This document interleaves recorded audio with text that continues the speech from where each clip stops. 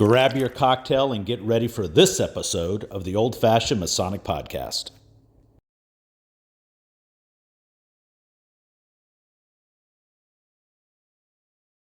Welcome to the Old Fashioned Masonic Podcast, where we talk all things Freemasons while drinking an old fashioned. I'm Brian, and guess what? We've got a show. Hopefully, you guys can all use this for some Masonic education for your lodges, because I know we get emails all the time asking permission if you can use this for Masonic ed. And the answer always is yes, if you think it's content that provides some solid, sound Masonic education for your organization, unless you're a Clandy. We're all about letting you use our product. That's what we're here for. We're not here to make money. We're not here to do any of that. We're here to educate Masons. So push all that aside. Therone Hopkins, welcome to the podcast. Oh, I appreciate it, man. Thank you for having me. It's an honor and a pleasure. All right. So before we get to that, if you've ever seen an episode, we like to know as much about the man as we do the Mason. So I'm looking at your Masonic resume, quite impressive, but we're going to push all that, shove all that to the side. We want to know who you are, the man. Don't leave out any significant others, because that'll cost you a dress or a dime, and I'm here for you. Oh, yes. All right. Once again, my name is Therone Hopkins. Live here in Newark, New Jersey. I've been a resident here for close to 16 years. Grew up in Philadelphia, Pennsylvania. Went to college, Howard University in Washington, D.C. Somehow landed in the banking and finance arena. I call myself a retired recovering banker now because I'm a chief lending officer for an economic development agency. Getting off the battle scars from banking. Been married close to 24 years. I have a son soon to turn 14 years old, going into high school. Um, Love cars, love reading, love researching masonry in my spare time. It's pretty much me in a nutshell. I love it. So, question this off script. Favorite car of all time? You can only pick one car to drive for you the rest of your life. What is the car? And I'm going to tell you, people are going to judge the rest of this podcast based on this answer. Yeah, that's tough. That's a tough one. Is it newer or older? No, it'd be an older car. I'm a Jaguar fan, but if I had my true ultimate car, it would be a Lamborghini Murano. I believe it's called the Murano, if I remember correctly. The Murcielago? First, no, not the Murcielago. Okay. The Murano. I don't remember You the know name of what? it. In post, we're going to have it up on the screen. We're going to know Yes. what it is. You can judge. I'm looking for an Eleanor. And let me just tell Oh, you, there's quite a range in pricing. I'm not oh paying yeah. 400. I'm not paying 400 G's for one. No, you shouldn't. I'll pay in the mid 150s. But Okay. it's quite, there's a range from there. So it's like, it's got to be gray and black. It's got to be the Gone in 60 Seconds look. And, I don't mind having somebody fill in the blanks here. I don't even care if the numbers are matching, but man, that's a sexy car. Yeah, it is a nice car, and that's why they're three times the amount they're supposed to be. Oh, my luck, I've been pretty good in my life with investing, but me, I'm going to buy whatever I buy it for, it's going to tank, or that market's going to, and that's that kind of hot rod market. It's like Right. every 5 years it swings. So you don't buy it as an investment. You buy it as, I just like it for me. And when I die, hopefully the kids enjoy it. Yeah, you buy it to love it because if you're Yeah. looking at it as an investment, you're constantly going to be pissed off. Yes, that's true, and I don't need that in my life. So, all right, so we've got some personal out of the way. Let's push. Let's go to the masonry. Let's give us a high level of your Masonic bio, kind of why you joined where you're at today. Okay, I will soon to be celebrating 10 years in Freemasonry. I was raised in June of 2015 in Sampson Lodge 66, Prince Hall Freemasonry in New Jersey. Served there as master, and I have now moved over to Alpha Lodge number 116, which is under the jurisdiction of the Grand Lodge in New Jersey. There was no at there. In all honesty, there was no adversarial nature to my move. It really boiled down to seeking more light in Freemasonry, Right. trying to understand more of the universal brotherhood, and having access to different audiences. Yep. So I've been there for, it will be close to 3 years now. Yeah. No, 2 years. Excuse me. It'll be Yeah. 2 years. Yeah. You demitted in April 2023. Correct. I admitted in 2023, so we'll be celebrating 2 years this year Mm-hmm. there. Um, so I had the opportunity in my time in Freemasonry to do a lot of lectures, become a member of a number of houses, travel, both, within the jurisdiction and outside the jurisdiction.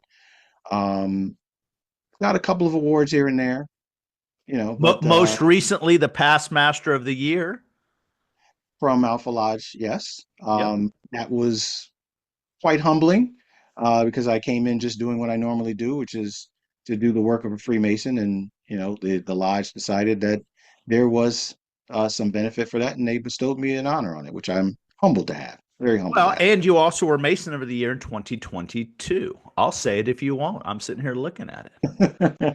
That's true. That happened as well. That was when I was in the Prince Hall jurisdiction as well. Yeah. Yeah. Yeah. Yeah. Very, very, lots of war. I mean, it really started out from, Kappa Alpha. I mean, from being a Brother of the Year, just working your way through just some different memorial awards, appreciation awards, just uh, and all of us know this. If you've been in Masonry and there are awards, Correct. awards are earned because there's a lot of brothers that are out there doing some work, and Correct. sometimes when I was master, picking that Mason of the Year, everyone thinks, oh, it's a clear cut. Well, once you make it, it it makes it you're like, okay, that made sense. But the exercise getting there, because it's really hard, because everyone does hard work, but to say this one did more than others or this or that, and it's not really what that's about. It's like this light, the beacon of light that this brother put out that year, that's what takes us. It's not that anyone did anything better or worse. It's just that he just shined just a little bit brighter. So Right. Yeah, it's a big decision. it And, is. it takes into account work, it takes into account emotions, all those things. So that's why I'm humbled by it. So, Yep. Brian, I got to make one correction because otherwise my fraternity brothers will kill me. Oh, you got to do So it. I'm a Clean it up. so I'm a member of Kappa Alpha Psi Fraternity Incorporated, not Kappa Alpha, because there are two different organizations. There's Ah, Kappa Alpha see, there we go. and there's We're going to Kappa put Alpha that Psi. across the top because let me just tell you, I fact check Clandy's and Clandy's fact check me. So I don't need them to come at me and get say, oh, there we go. So, Well, no worries yes. there. There's no Clandy here, so No, you're I good. know there's no Clandy there, but you know what? You guys are watching. I see you watching. Oh, I absolutely. brought my special shirt for you. So, just in case. So yeah, So, I just wanted to make sure that was clear because yes. yo to the noops, they'll get me otherwise. Nope. I don't want to bring any smoke your way. So, other than the Blue Lodge, you're involved with some other organizations Masonically? Yep. So I'm a member of Shamalu Gado. I'm also a member of the Holy Royal Arch, Knights Templar. I'm a charter member of the High 12 International. Uh, what else? I'm in a number of research organizations, Scottish Rite Research Society, the Philaxis Society.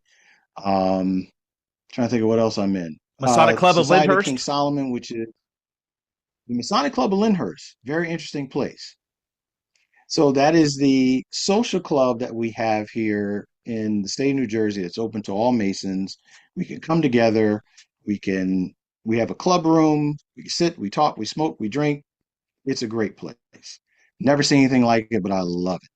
I You know absolutely what? We love it. need to we need to do an So episode on that because I would think that most places need something like that, a place to force everyone. So it's not just at a shrine, it's not just at a Blue Lodge, it's a all-encompassing. I love that. I want to know more later. yeah, and it's yeah, absolutely. I'll tell you a little more about it a little bit later, but it brings us all together from all over the state. It's a great thing. It's a great thing. I love it. I love it. Well, let's what we're going to do here, we're going to let you take the driver's seat cuz we want to know all about Alpha Lodge. So, we're going to turn it over to you and my friend, you have the floor. Okay. All right, let's get into it. All right, perfect. So Today, I want to talk about the history of Alpha Lodge number 116. Alpha Lodge number 116, as you'll come to see, was an experiment in the universality of Freemasonry. We talk a lot in your podcast as well, talks a lot about um, different factions, whether it's clandestine Freemasonry or Prince Hall Freemasonry or Grand Lodge of State, insert state here Freemasonry. Oftentimes we see there's some racial striations, segregations, whatever you want to call it. Yeah. Um, Alpha Lodge was an experiment. So we're going to talk about this. So we're going to talk about very briefly just American Freemasonry and African American Freemasonry in the 18th and 19th centuries. We're going to talk about the precursor to Alpha Lodge, because there was a lodge that was requested prior to Alpha Lodge. The request for Alpha Lodge itself, and some of the things that happened after that, some of the charges that were brought against it, fraternal relations across the jurisdictions in America. Then we'll kind of talk about its growth. Then we'll highlight a few of our notable historical members, and then very briefly just talk about how we are in the 21st century. Sounds All great. right. Yeah. All right.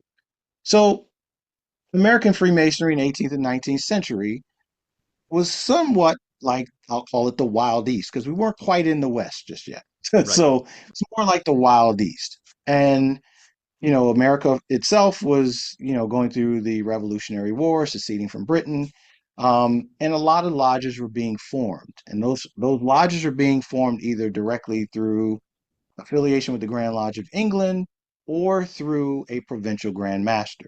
Mm-hmm. So in the area, lodges, forming in Boston, Philadelphia, New York, New Jersey. Of course, we're going to distill this into New Jersey because it's relevant to our conversation.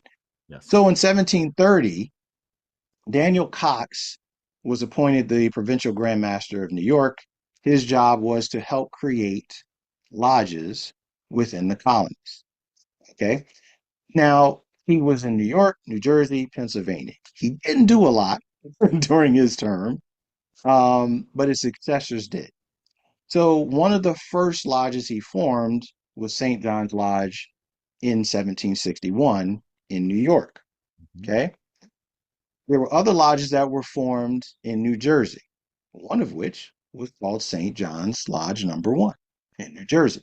Right. But New Jersey Masons decided, hey, we're being led by a provincial Grand Master that does New York, New Jersey, Philadelphia.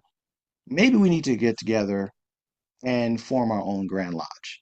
Historically, there were a number of ways to form Grand Lodges. Mm-hmm. Um, I know that has been spoken in one of your other podcasts. I believe there were three ways, but New Jersey Masons decided in December 1786 to call a convention to form a Grand Lodge of New Jersey. Excuse me. And when they did so, I believe it was, if I remember correctly from my history, I believe it was 13 or more lodges came together all over the state and decided to form an association that will form the Grand Lodge, and they made David Brearley its first Grand Master. As Grand Master, David Brearley sought out to aggressively grow all of New Jersey as a jurisdiction. So there was rapid growth between 1787 and 1790, very short windows, only a couple of years. Okay. So we could go on and talk about, Grand Lodge, New Jersey history, but I also want to bring up African American Freemasonry in the same time frame because it's relevant to the conversation. Mm-hmm. Okay. So between 1845 and 1847, there were four lodges that were formed in New Jersey. Okay. Ironically, guess what? Now we have a third St. John's Lodge. Okay. So remember, there's one in New York, there's one in New Jersey. Now there's a second in New Jersey under African American Freemasonry. Okay. So you have St. John's University and Unity Lodge, and you also have Rising Sun Lodge and Mount Moriah Lodge. Okay. All these four lodges weren't under one Grand Lodge system. Two were in one and two were in the other. So you have St. John's and Unity under the first independent African Grand Lodge of Pennsylvania. And then you have Rising Sun and Mount Moriah under the Hiram Grand Lodge of Pennsylvania. So if you're paying attention, you're starting to notice a trend. New Jersey was not self-sufficient. There was someone else, another jurisdiction, another state that were opening and running and managing lodges in New Jersey. So in June of 1848, the four lodges and their members got together, much like the Grand Lodge of New Jersey did, and said, hey, we need to establish a Grand Lodge. So they came up with the most worshipful Union Grand Lodge of ancient York Masons for the state of New Jersey and jurisdiction. This was the precursor to the Prince Hall Lodge system in New Jersey. So for a number of years, all the way to about 1946, Prince Hall Freemasonry was known as the Union Grand Lodge of Ancient York Masons for the state of New Jersey and jurisdictions. Ironically, my former lodge, Sampson Lodge, its charter references Union Grand Lodge. It was chartered in 1959, and it had taken a little while to filter out of the system. So its charter still references Union Grand Lodge. So in 1946, way after the death of Prince Hall, there was an action in the Grand Lodge in that year to change the name to the Most Worshipful Prince Hall Grand Lodge, Free and Accepted Masons, State of New Jersey. Okay, so now we're distilling New Jersey Freemasonry, both Grand Lodge Estate and also Prince Hall Freemasonry. Yeah. So now there's a charge for universal brotherhood. Okay, so on the Grand Lodge of New Jersey side, the Grand Master at the time, Most Worshipful William S. Whitehead, highlighted this need. And the quote is here where he says, the true fundamental and essential idea of our institution, the central idea of Freemasonry, the foundation upon which the whole superstructure rests, is the universal brotherhood of man. So he's sending a charge to all the members in the Grand Lodge of New Jersey to say, hey, regardless of race, creed, social status, wherever, he quoted, a man's a man for a that. I don't know what the that was, but I get he's saying Can a you man. imagine in 1867 the smoke he caught for Oh, standing up yes. way ahead? What we know now is right. Oh, woo. Yes. So I agree 100%. So he sent this charge out, and some folks heard the charge. Okay.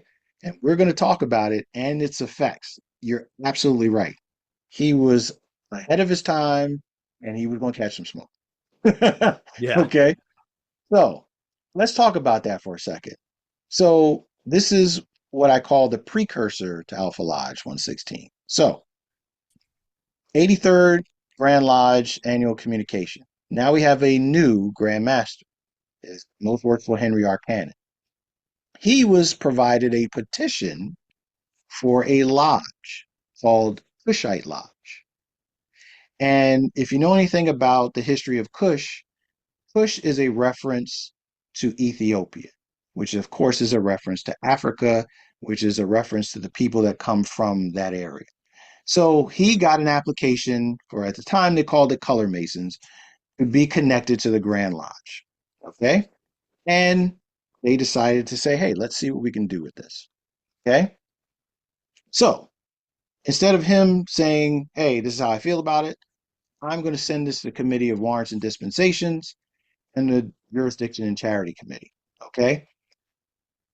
One committee, Jurisprudence and Charity, said, hey, let's look at this petition and give it some consideration, careful investigation. The other one said, this is, it's not properly submitted, doesn't come with the proper recommendations, and let's refer this to a special committee in 1871 for the next annual communication in 1871. I'm gonna Sounds like a let you cop read. out. Sounds like a cop out. I'm gonna let you read what you want from that. My Okay, words, my words.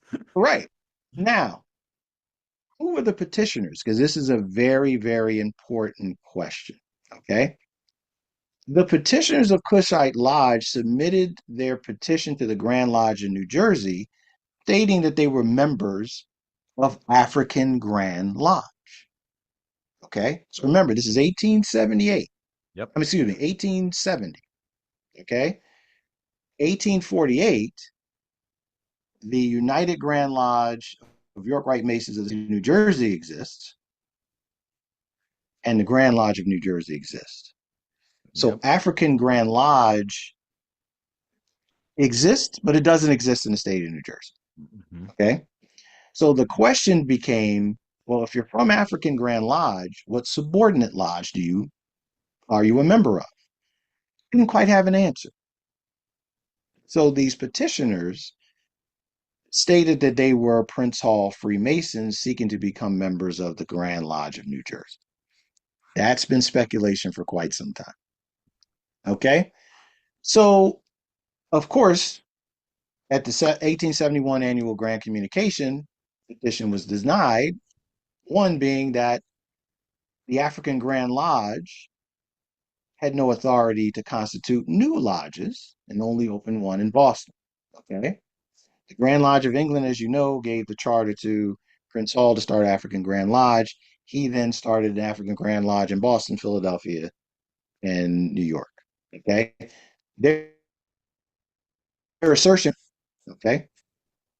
So to belong to this Grand Lodge in the eyes of this committee was to essentially be invading territory, sonically in Grand Lodges that already have jurisdiction. That's important because remember, there's two lodges right Yeah. now in the state of New Jersey. So, one, the thought process in this time period was the Grand Lodge in New Jersey is the valid one. The United Grand Lodge of York Rite Masons is clandestine. Okay. So, given that there is no authority to make new lodges, anybody that's claiming to be from the African Grand Lodge or any subordinate lodge is irregular, clandestine, and cannot, under any circumstances, be recognized by this Grand Lodge. Case closed. They wrap it up, they move on. Okay. However, there was something stated yet again.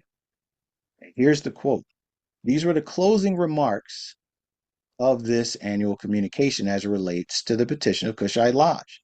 The doors of the Masonic Lodge of New Jersey, in New Jersey, are open to all men, freeborn, of lawful age, of every clime, of every color, and of every creed. So, for lack of a better term, a second charge. Okay. Now we're letting you know, hey, we might not have agreed with Cushing in their petition, but it's not to say that we're not open to this. Okay. Yeah. Yeah. Let me go Yep. back. I've got that one word though. So Okay. this is 1871. Okay. Mm-hmm. It's interesting that they still left freeborn in there, considering the time. Correct. Very interesting That's that they still left that word in there. correct. And we're going to talk a little Okay. later about this time period Yeah. because Yes.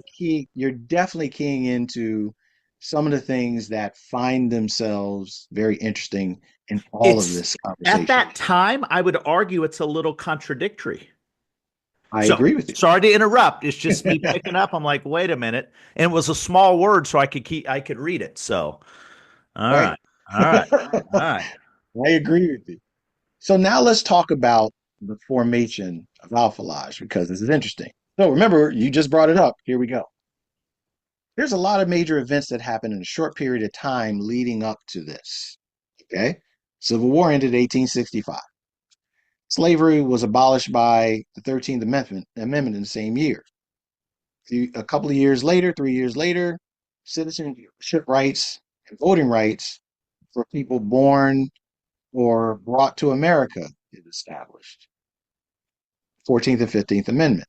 Yep. Okay. A lot of things are happening in America outside the walls of Masonic halls that are moving people in America in a forward direction. Yep. Okay. So here we are back in 1871. And guess what? There was a petition submitted to form Alpha Lodge number 116. Came from 9 brothers. Uh, the recommending lodge was St. John's Lodge number 1. Right. Comes up again, yet again. Cincinnati Lodge number 3, Oriental Lodge 51. So on January 19th, a warrant was granted for Alpha Lodge in the city of Newark, New Jersey. They went to constitute that lodge and make it official on January 27th, 1871. So all the charter members of this lodge came from the three lodges listed above. Okay. Yep. So February of 1871, we're not even a full month in. A complaint was sent to the Grand Master Say it ain't opposing so. the lodge. But remember, let's put this in context. All the members of Cincinnati, all the members of St. John's, and the rest were white men. There were Right. no black men. Right. Okay. So the complaint was sent to the Grand Master in opposition of Alpha. Why? 212 members stated they were in opposition because they said that the charter and the warrant were received through either fraud and misrepresentation or deceit and misrepresentation. And this would disrupt the peace and harmony in the craft and the jurisdiction in New Jersey. So on February 28th, 4 days after the complaint, the district deputy grand master was sent into Alpha Lodge and the charter was seized. Now, what I don't have here is everyone heard the news. So people showed up to see the fireworks. So they had well over 50 plus members there to see what would happen. So they seized the charter. So they seized the charter for a number of reasons. One, they knew that the members, and I'm going forward just to come back, some of the members that petitioned Cushite were trying to find their way into Alpha, and there were brothers that were sympathetic to them. Sure. Okay. Yep. So in March of 1871, there was a petition to restore Alpha. 185 members were behind that. So they wanted the Grand Master to convene a Grand Lodge to kind of settle the issue and make sure we understand what's going on. So on March 14th, a petition was sent to the Grand Master by Alpha Lodge. They wanted to know what the charges were. They wanted to know how we can settle the issue, how the issue could be settled. Okay.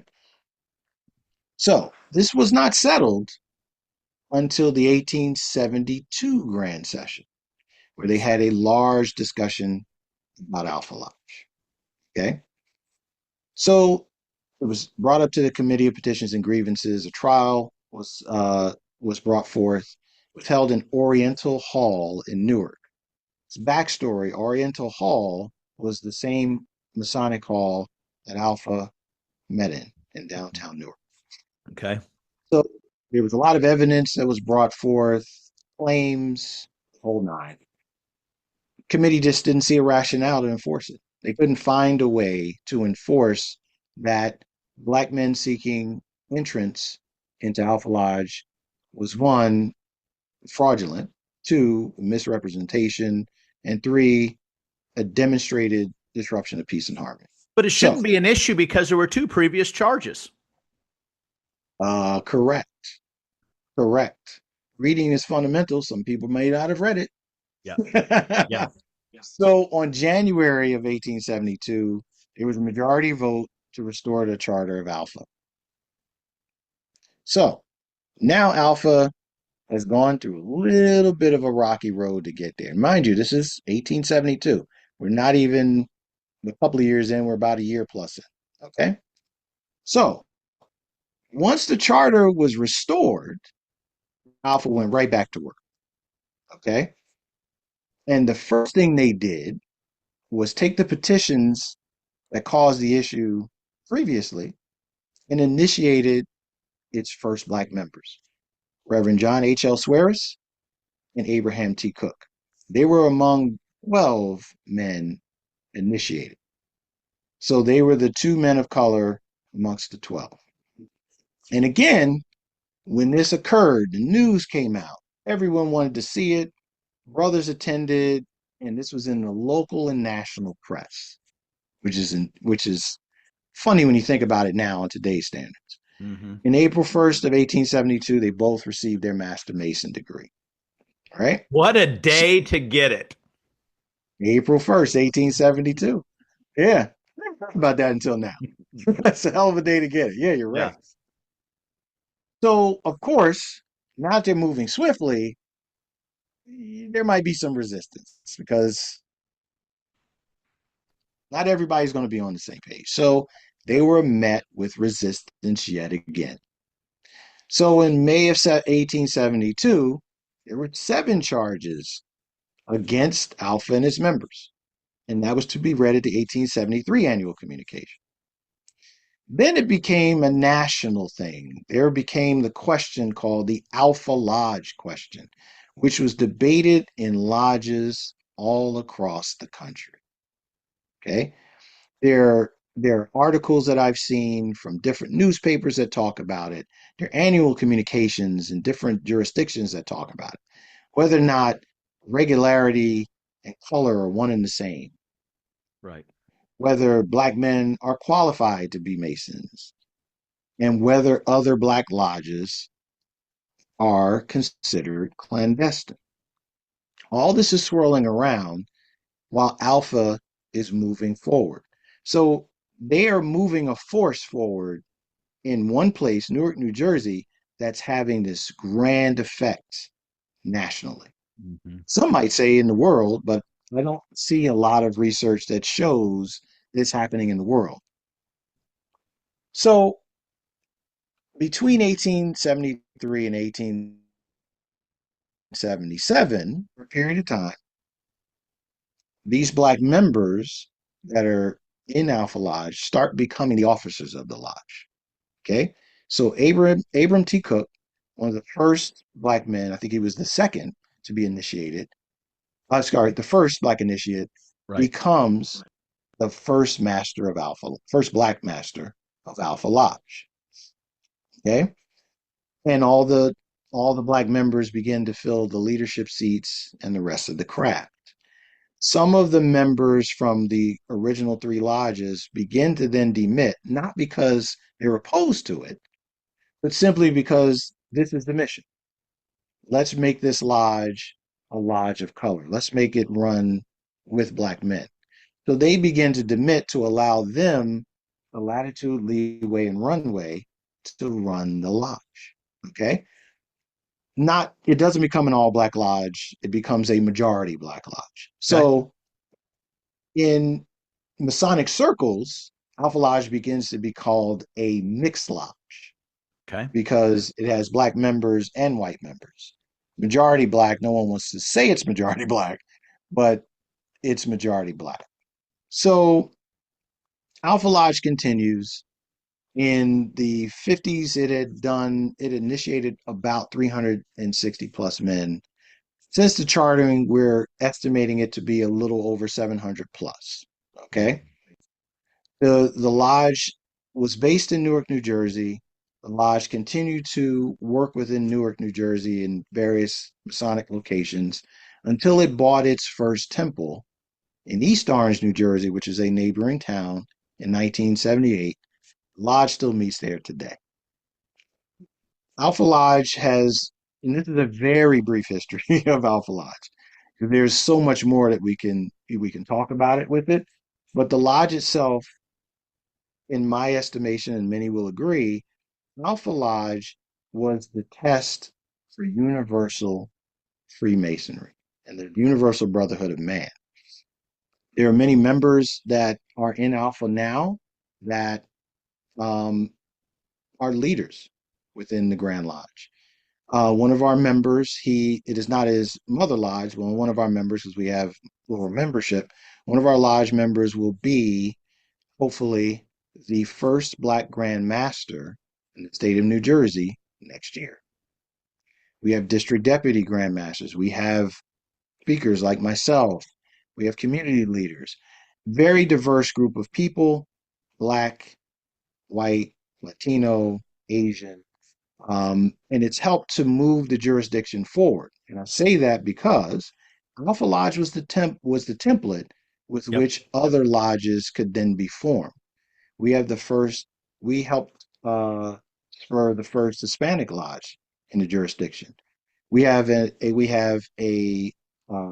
Filipino lodge. We have an Italian and Portuguese speaking lodge.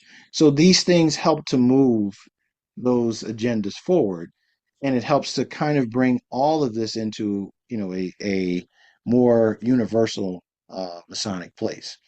Can So you very, very, imagine? Let me interrupt for a sec. Can yeah, you absolutely. imagine if these men didn't have the intestinal fortitude once they started, got yanked, got cut all this smoke, if they just said, you know what, just screw it, it's not worth it.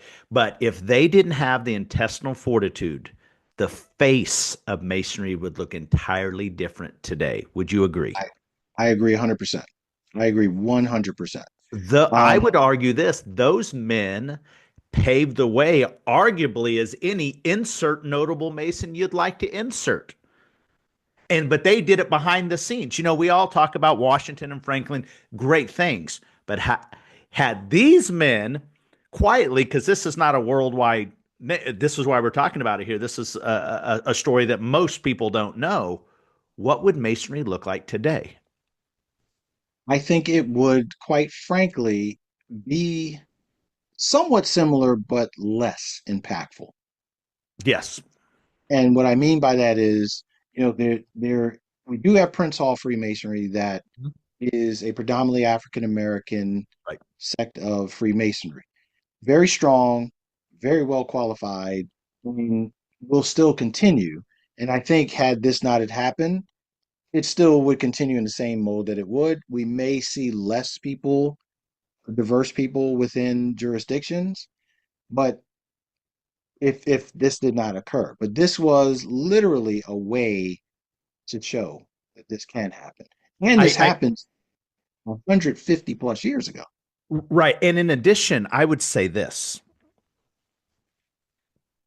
Prince Hall State Grand Lodges, had this not happened though, where state Grand Lodges got to work with brothers of color in the day, we Hmm. might not have ever recognized Prince Hall. There's still some holdout states out there, but Unfortunately. that might have been, we might have never had that recognition. And so I think we can never validate that, but I think when you're able to work, we talked about this off camera. How we were raised, where we grew up, is that we're a product of that environment. Correct. But if we stay in those environments, we never get to understand one another. But once Right. we get to do that, it's like, oh, wait a minute. This is not what how I was raised. All of this indoctrinated, whatever words you want to use. These are just dudes like me. And that's key. That's very key. And I appreciate you bringing that up because Freemasonry is designed for that. Exactly. Freemasonry is designed for that. And I think, and you know this as well as I do, you get in the room people that don't look like you start talking to them, and you're going, yeah, you're just like me. And if you have any preconceived notions, if you're open to open to learning something new, they melt away very, very quickly. Very Not even a quickly. question. Not even a Yeah. question. And I think the men in the 1870s that were doing this, they were light years ahead. Oh, I agree. And you also have to take in consideration at that time, again, all those things that were happening, Civil War ending, all the amendments to the Constitution being made, those were being made so that people of color can become citizens of the United States, not to say, yeah, I'm a citizen, I can just sit around and do nothing, but be productive members of society. Yep. In order to do that, you have to be part of society. Yep. But also to be part of society, people have to let you, include you Right. in society. Yeah, they have to be willing to So, play ball with you. exactly. So this was the ball being thrown. Now, again, was it the greatest experiment ever? No, there was a lot of pushback on it. There were a lot of pushback. Now, not noted in this presentation, it took a while for the jurisdiction to actually come to terms with Alpha Lodge being a lodge. There were certain meetings that they couldn't take part in. There were certain houses they couldn't be a part of. Yeah. So Alpha Lodge became a very, very strong lodge as it relates to initiating and raising master masons, understanding Freemasonry, debating it, understanding the ritual and how it works, So, in a strange way, them being separated for a short period of time allowed them to be even stronger in the Well, they were always craft. forced to prove themselves. There you go. Yep. They were always forced. And what you see now in 21st century Alpha Lodge 116 is a result of that. Yep. There are tons of leaders in the jurisdiction that are members of Alpha Lodge. It has a substantial presence. So much so, of course, we're known as Alpha Lodge number 116. We are in the jurisdiction as the historic Alpha Lodge number 116 and are referenced as such unless it's official documentation. So if you ever come to our jurisdiction, of course, you're always welcome to come whenever you're in this area. You'll hear people call us Historic Alpha Lodge number 116.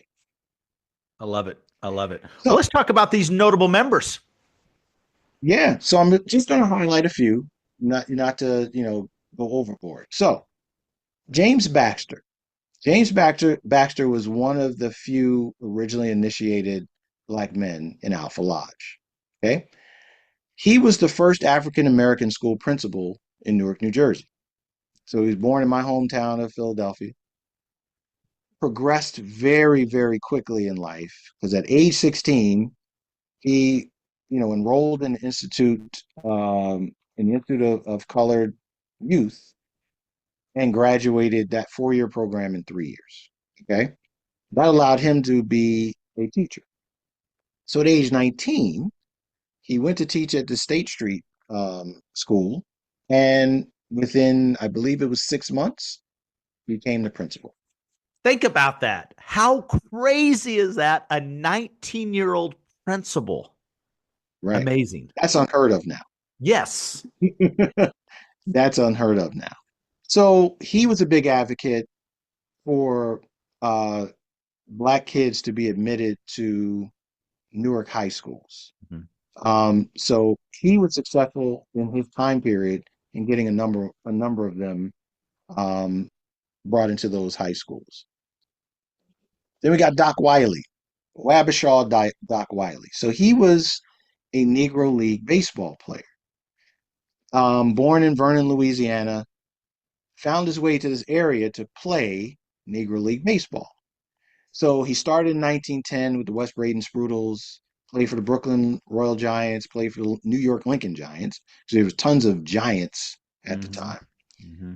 Mm-hmm. He graduated from Howard University School of Dentistry, my alma mater, Howard University, and practiced dentistry here in New Jersey, and was voted one of the Negro League's best players in 1952. Sidebar, ironically, one of the fields that he played in Negro League baseball is located in East Orange, New Jersey, the same place where Alpha Lodge now is, same city, and is within blocks of That's cool. it. Then we have Robert Lee Sr. He just recently passed away, I believe, a year ago. No, 2 years, almost 2 years ago. Born in Plainfield, New Jersey, 1934. His claim to fame was he was the founder of the International Boxing Federation, the IBF. Yep. I think it previously was called the World Boxing Federation. Yeah, I think it's just WBF. Yeah. Yeah, so he became the founder and advocate for the International Boxing Federation. Got that founded in 1983. Helped to create the super middleweight class, which is 168 pounds, and served some time here as a deputy state athletic commissioner of New Jersey. Well known in the boxing circuits, was around the time of Don King and all the greats. Um, so he was one of our historic members. So only highlighted three because again, we could do this all day. Right. But there we have it. I got to tell you, one of the things that masonry it teaches us, right, is to uh, become enlightened, to learn more, right? Correct. And uh, this is fascinating to me because I had never thought about what was the catalyst that formed lodges that were integrated, that mixed. This was a catalyst. This was, I would argue, the catalyst, right? Because is there anything on record before that? There are some records, but not of entire lodges. Right. There are records of black members of lodges. Sure. They're individual, they're here, there, they're all over the state, but there's no consistency. Meaning there was a member made that became a member of HYX Lodge in Des Moines, Iowa, and then never heard from again. There's instances of that. There's also instances outside of the United States of black members, but not a lodge other than Prince Hall Freemasonry. There's nothing else like that. Right. I kind of go back to the presentation. There was the Hmm. charge that came up on deceit and dishonesty. So I wonder if that charge was these guys are just doing this so they can eventually do that. Right? Hmm. You know Correct. what? I believe it and I'm okay with it. Right. Because at that time, they couldn't say, guys, we're doing this because I want to do this. And you know what? I'm glad that it happened that way because it would have been real easy just to do this and have an all African American lodge. But I don't think that would have Right. had the bones of it of when it became mixed and had all of the cross pollination of real life. That's my opinion. What are your thoughts? No, I agree. I think everyone understood his intent. Yeah. Um, Kushite came out of nowhere, Mhm. um, and then Alpha Lodge was formed. So there is a note that I didn't put in, or an event that I didn't put into the presentation. So I believe it was 1873. Three members of Alpha Lodge. No, it wasn't 1873. Yeah, it was 1870. It was around the 1870s, mid 1870s. A number of Alpha Lodge members demitted, Mhm. and they were the black initiated members. And they demitted because they sent a petition to the Grand Lodge in New Jersey to form a lodge called Sorghum Lodge. Okay. Sorghum Lodge basically means to restore, Sorghum means to restore, to lift up. It was denied. It was immediately denied. And those members just absorbed themselves back into Alpha Lodge 116. So, in a strange way, that proved the point. It proved the point that at the time, no one wanted black leaders to run a lodge. Mhm. Okay. Sorghum was yet another test. Okay. Um, and it just took time for the other members to say, okay, listen, let's fall back a little bit. Let's let these guys lead so they can show. Okay. Um, to your point, I don't believe that had this had come about, we'd be having a conversation about Alpha Lodge at all. I Yep. think, the next lodge similar to Alpha Lodge was formed in the Grand Lodge in New York in 1977 or 1978, Okay. an all black lodge on a Grand Lodge state level. Guess what? That's where most of those members came from. Oh, fascinating. Alpha Lodge 116. They Okay. were members of New York. Yeah. They were brothers from New York that became members of Alpha Lodge in New Jersey, helped to make a very robust lodge and said, hey, let's try this in New Jersey. So those members of Alpha then went to this lodge. So I would hesitate to think that the charge that was given Mhm. was something that everyone wanted to stand behind. They had to be tested. Yeah. They had Yeah. to be tested. Yeah. So you had 2 years in a row where there was a charge and then another charge. The second charge, the freeborn, I got questions. That's like I don't know. That's just this. I know why the words in it. We know why the words in there, but Of course. but Others will take it others will take it in a different way. right, exactly right. So that's yeah, because you wouldn't have had to put it in that because I digress. But Grand Masters come and go. Their edicts Correct. and their charges come and go. And I mean, I could argue pros and cons of that. But again, going back, think about the smoke that they caught back then. Oh, absolutely. I mean, And now they were far enough north. If they were any further south, whoo, that's a problem. yeah, I think that might never have gotten off the ground. Right. I think it was a bold move. Yep. Um, I think it allowed the the art and science, so to speak, of Freemasonry Hmm. to be tested. Yep. Um, we knew it could work because Of course. Prince Hall Freemasonry existed. Right. But it was, we have to take into context that this was the 1870s. We have Yep. to take into context that 5 years prior, we were in a war and there were people that were enslaved, Yep. and some people's thinking hadn't changed. Hmm. It was very forward thinking, and I'm proud of that forward thinking Yep. because it still shows itself in the jurisdiction today. I Yep. think the Grand Lodge in New Jersey is probably one of the more diverse state Grand Lodges in America. I'm saying that for my own personal travel. Sure. I'd be dead Yep. wrong. There may be statistics that prove otherwise, but I've seen it as one of the most diverse jurisdictions. I've had the opportunity to travel to Delaware, Texas, California, Georgia, and even outside to Puerto Rico and Panama. I just Yep. recently visited the Grand Lodge, Panama. Um, very diverse places. Yep. Um, and I think it tested America's resolve. If we're truly wanting to be a nation of one, Hmm. and Freemasonry to a certain degree shows that to the outer world, then we need to prove it. Yep. And again, this is pre, civil rights era of 90 years later. This is the 1870s. I really, really saw it as a forward thinking thought process and Yep. glad it worked. I mean, again, Yep. it had its detractors.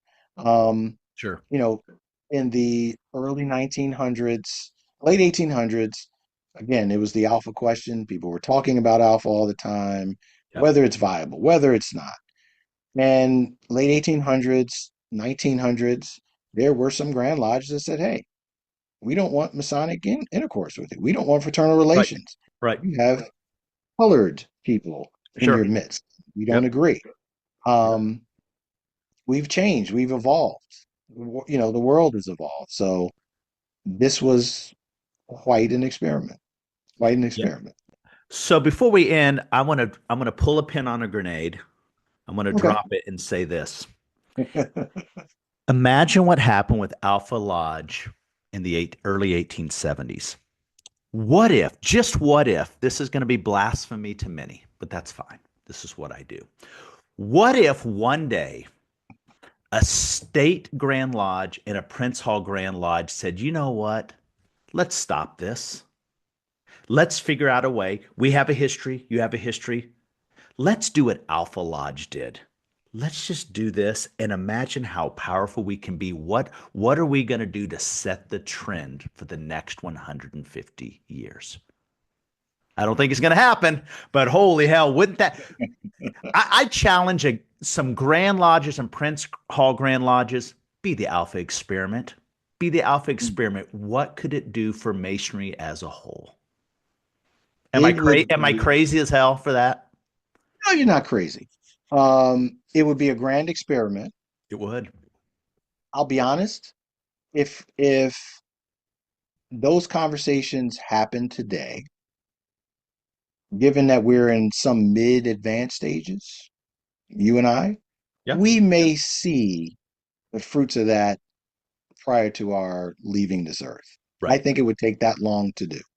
Oh, I, Um, I I would say it wouldn't happen during our lifetime, but I would love the conversations to get deep. yes. And I think in some instances and in some jurisdictions, those conversations are happening. Hmm. Um, Interfraternal relationships between Prince Hall Freemasonry and State Grand Lodges is increasing. Sure it is. Um, Yep. the Grand Lodge of New Jersey and Prince Hall Grand Lodge of New Jersey have mutual recognition. Yep. We often visit one another. Yep. Um, it's great to see. There was one Prince Hall Lodge that just had a table lodge and invited members of Alpha and the Grand Lodge in New Jersey, and it was great to see. We see Prince Hall Grand Lodge at our annual communications and vice versa. We did a joint But raising in Kansas several years ago at the same time. right. So So those are the steps. We're yeah, working in that direction. I think the grenade itself is who is left standing. And I think that's the sticky point. yeah. That's the sticky point. I think if you find some way where the histories don't dissolve, I think you tell that new story of we're this, but let me tell you where we came from. You're going to almost tell that lineage. Right. Without this, we're not this today. And Right. our this is something I hope that our grandchildren would say, "Oh my gosh, this this is what happened. Look at how this evolved over the years." Right. That would be my hope, just to have us stop this stuff. All the recognized, let's figure it out. Let's figure it out. But what we've taken a great first step. We can visit, but man, wouldn't it be nice to have just a sleepover? It, it would Yeah. be interesting. It's another grand experiment. So, Aaron, thanks for joining the Old Fashioned Masonic Podcast, my friend. My Cheers. pleasure. I didn't bring any. I'll have some water. That's Sorry. all right. You know my secret. Cheers.